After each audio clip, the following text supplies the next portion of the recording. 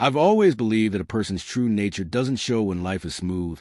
It's revealed when they're tested in quiet moments.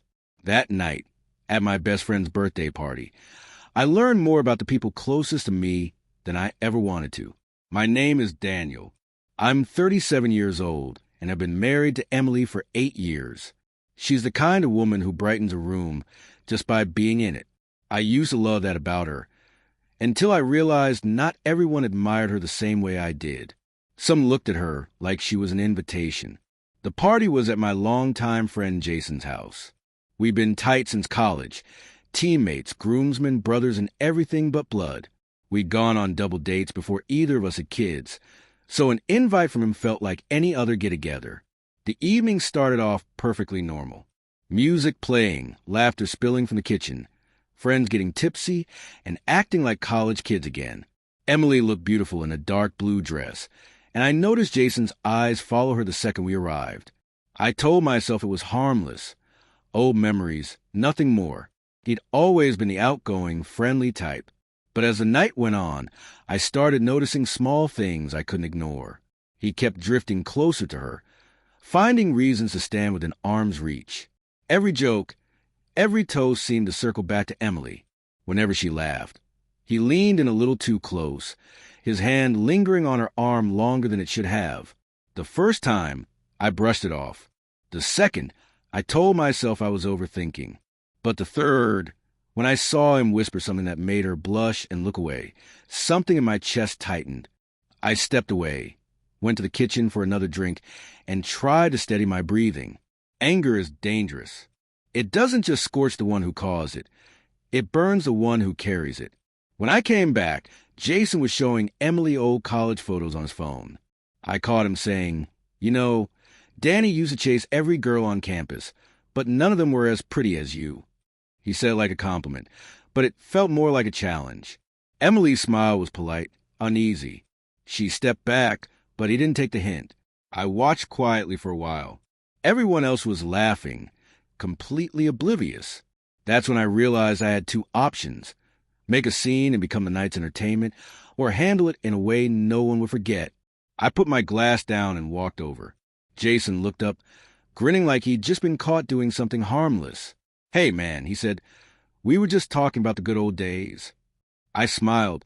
"Yeah, I heard. You've got a great memory." He chuckled, a bit uneasy now, just joking around. "Of course," I said, then turned to Emily. "Hey, could you grab my jacket from the living room? It's getting chilly." She nodded and left. Then I faced Jason. My voice was steady, maybe too steady.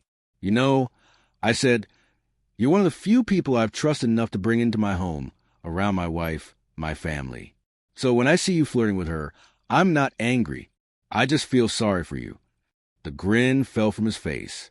The music was still playing, but suddenly the room felt heavy. "Come on, man," he began, but I raised a hand. "You had your chance to grow up, Jason." "I did. You didn't. That's the difference between us." He looked stunned, like he didn't expect calm instead of rage. I leaned closer and said quietly, "Flirting with another man's wife doesn't make you bold. It makes you small."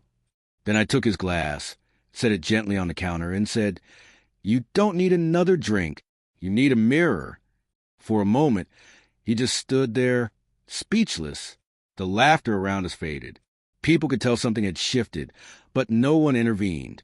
Jason's wife, Claire, who'd been chatting nearby, turned just in time to see his face, and hers told me she understood everything. Emily came back with my jacket, sensing the tension. I took it, thanked her softly, and said, "Let's go." We left without another word. The drive home was quiet, but not tense, just heavy.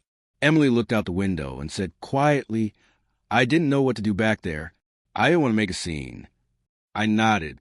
"You didn't have to. I saw enough." She turned to me, guilt and relief mixing in her eyes. "You weren't mad?"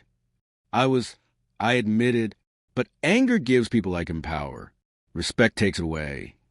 We drove in silence. No music, just a hum of tires on wet pavement. The kind of quiet that rebuilds trust instead of breaking it. The next morning, Jason texted me. It was short. "I'm sorry, man. I crossed the line. I didn't respond. Some apologies don't need answers. They need consequences. A week later, Claire called Emily to thank her. That confrontation had sparked a long overdue conversation between her and Jason. Funny how truth works. It doesn't explode, it unravels. That night, when I faced him, I wasn't trying to humiliate him. I was showing him a reflection he'd been avoiding. And in doing that, I reminded myself of something. 2. Silence can speak louder than shouting, and composure often carries more weight than revenge. Emily and I talked a lot after that night. We agreed that boundaries don't weaken a marriage. They strengthen it. Trust isn't blind. It's built by the courage to speak up without destroying what matters. A few months later, Jason moved to another city. We haven't spoken since. Sometimes I think of him, not with anger, but understanding. We all have moments when we lose sight of who we are. The lucky ones get reminded before it's too late. As for Emily and me, we started skipping more parties. We spent our weekends cooking together, laughing over burnt dinners, rediscovering each other in small, simple ways. That night, I could have lost control, turned the evening into chaos. But instead, I chose calm. Because sometimes the strongest message isn't shouted. It's spoken softly by the one who walks away still in control.